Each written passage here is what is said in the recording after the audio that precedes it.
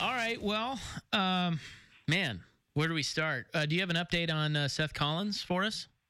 Yeah, Seth is, he's going to be out for a little bit, so he's definitely not going to play this week, and it could linger here for the next few weeks and potentially go for a while. So we'll see as he's got to rehab and get back, and he's handling that part of it well, and we're going to move forward with exactly where we're sitting. So, Nick is it's his show, and he's going to jump in there and get after it. And Nick had earned the right, even prior to really Seth going down to have an opportunity to play, which we had a little bit of that going on, and so Marcus will back him up, and we'll move forward. So, but Seth will handle the situation, and we'll see what the future holds. What happened? The report was that it was something during stretch. What exactly happened with Seth? Yeah, it was just a freak deal. Just through warm-ups, he just got a little bit tweaked, and that's a crazy thing. I've seen crazier things happen with injuries, but fortunately it's not like it's a major deal, but it's enough to cause him some issues for a while. It was just in simple warm-ups and jogging around, moving around, and just had a tweak that crazy things happen sometimes that are out of our control, I suppose, and nobody hates it more than Seth. I was going to ask you how hard it is to maybe keep guys at it, keep guys' heads in it when your record's 2-6, but I sort of feel like after that game against Utah, things are trending in the right direction. Do you feel that with your guys, that maybe they're like, oh, wait a minute, we're getting closer here? I've never felt like these kids have come back and the losses hurt them, and I try to make sure that they hurt, but I don't feel like I have to be as aggressive with them in those lines the last couple of weeks, and not because I have to back off on them, but because I can see it, and I know it hurts, and I've never doubted that, but they've never come back with, woe is me, here we go again, let's move forward to next year. There hasn't been one side of that in this program, and that's great. I think that they can see themselves continuing what we are doing with the youth and continually bringing in competition. Truly helps them. And right now, this team is being policed in a manner, at least on the field, to where if you don't come to practice and practice hard, you're going to get called out by your teammates. And, we didn't have that early on. We didn't have that when we first definitely were here in the spring, but now it's not just the seniors, it's the youthful kids doing it, and the expectation level is to prepare and get yourself ready for the next game, because that's what we have right now. And they've handled it very well. So my hat is off to this crew, the way that they've dealt with that. They're tough-minded young men when it comes to that, and that will give us an opportunity to, I believe, continue to progress. But they see some things. We definitely point out the good, and we continually try to correct the bad. But, football's not going to be miserable around here. It never will be. It's hard to lose. It's tough to lose. It's never fun. But these kids are working very hard to come out and compete and get better every day. It seemed like a couple weeks ago, Kalani Sitake, your defensive coordinator, was talking about you can't simplify it anymore. Guys just have to make plays and called some guys out. And the last couple weeks, the defense played really well against Colorado. You had two shutout quarters against Utah there in the second and third. Not a lot from the offense, but the last couple weeks, what has been the overall kind of opinion of your defense? And are these guys, like you said, kind of starting to get it together and learning some assignments? Well, we're taking strides. We're definitely moving forward in that area. And what we've been able to do the last couple of weeks is we've gotten a little bit more complex, and we do have a little bit more defense in, and they've handled it better. There was a little bit more in Colorado. There was a little bit more, against Utah, and there will be a little bit more this week, and that just continues to grow. But what you've really seen on the defensive side is you watch us practice, and there is communication between the young men now, and that is very, very important. They're working to solve their own issues and their own problems, and coaching will only take you so far. When you're on the field and it's just U11, you've got to be able to make those communication whatever that takes, the talk, the sound, the signals, whatever we have to be able to get us in the spots. I see that happening more frequently in practice. And then there's just more kids making plays. Jonathan Willis, freshman, jumped into the scene the last 2 or 3 weeks, and he had, on our stat sheet, he had 13 tackles in the game against Utah as a freshman. I mean, he played very, very well. It was great to see that. I thought that, a number of guys, Baker Pritchard, Levante came in and played well. The front played better. Kyle continues to get better. So they're making plays. They're getting better at being in the right spots. But now it's just important to continue that trend. We can't all of a sudden take a step backwards. And on defense, we just have to find a way to be better on third downs. And we were our own worst enemy again on third downs. In those first 2 drives against Utah, we were, the big sack, that wasn't a third down, but that puts them in a very uncomfortable situation. We missed the sack, the kid scrambles, and they get back in manageable yardage. And so some of those things continually show up. But, we have to coach it better. So it's not the kids' fault. We have to continually work with them to get them in spots to make those plays. But we're making progress, and the kids are invested, and that's important. Gary Andersen, Oregon State coach, with Isaac and Suk here on the Fan and Comcast Sportsnet. I'm going to drop a golf analogy on you. Sometimes you're on the driving range and you're striping it, and then you get out there on the course and you're terrible, and other times it's vice versa. And I want to ask you about that. Do you as a head coach get a sense through practice and maybe what you see on film from the opponent? Do you get a feel about how a game is going to go, or a good feeling or a bad feeling either way going into a Saturday? Well, first of all, I've never experienced the good either way in a golf game, so I don't know what that feeling's like to hit nice straight drives ever. But as far as going out in a game through practice, I think you can put too much into that.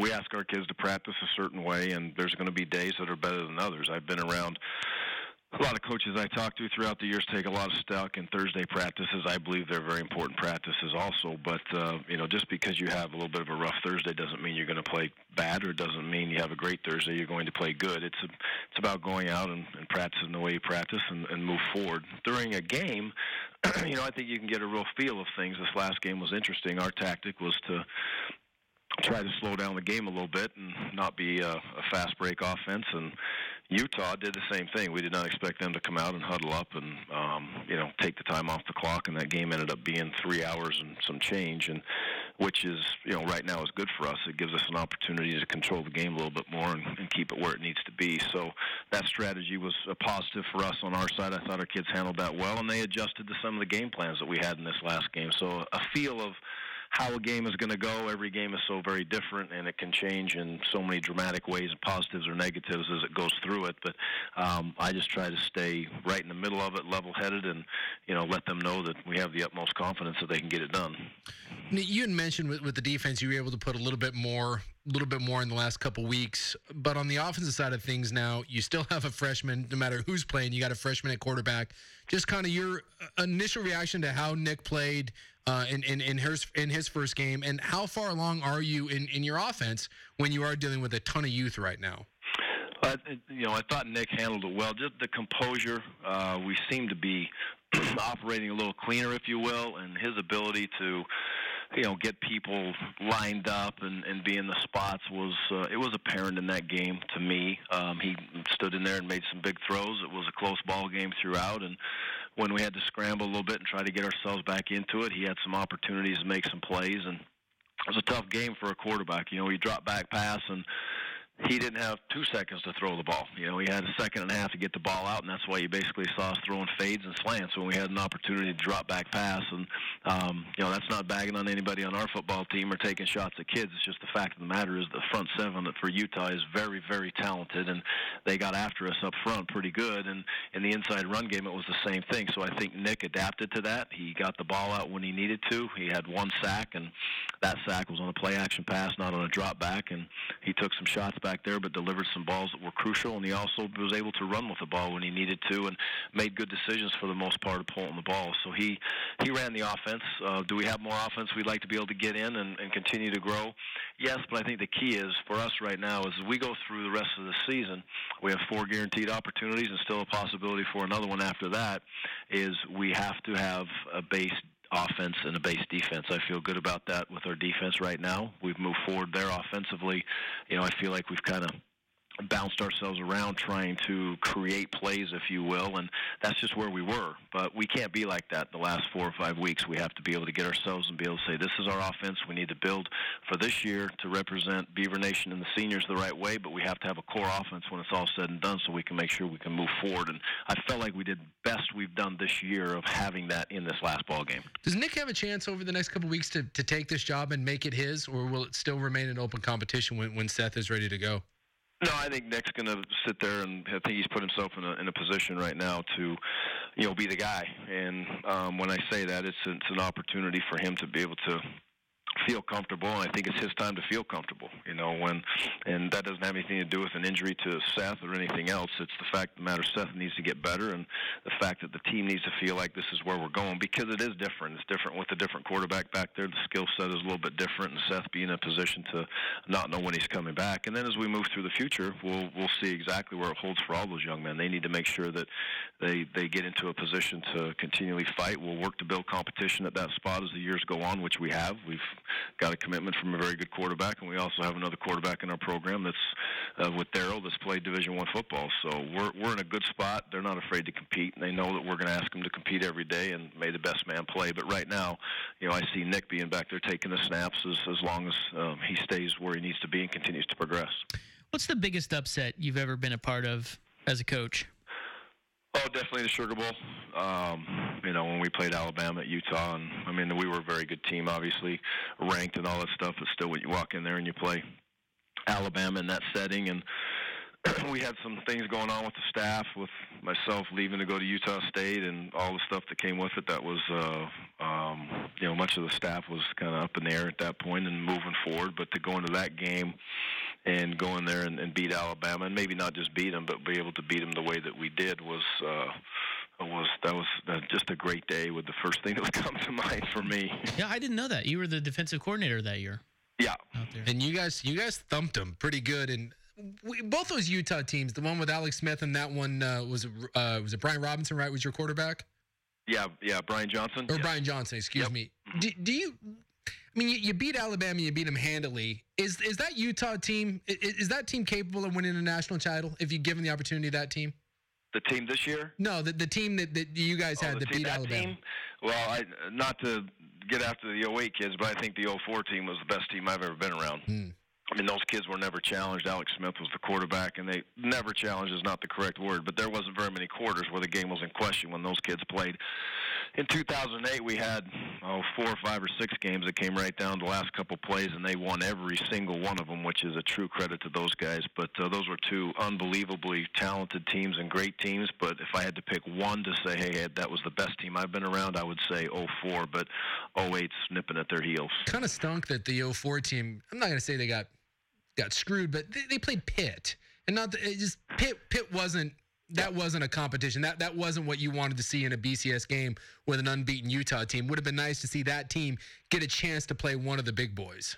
No question, we would have loved it at that point, but we took what we got and we took advantage of the situation, and they played very well on that day also and won that game. But you get around special teams, and when you get around special teams, that means one thing: you recruited very, very good, and the kids all put it together and went out and got it done. And it's just fun to sit back and be a part of it as a coach. But those are memories that we're hoping to build here and let these kids walk out of here with some of those special memories, and hopefully they can be remembered 30 years later as a great team one day. Well, right, and maybe there's a memorable upset this weekend. You never know. The Beavers hosting UCLA. Coach Gary Andersen.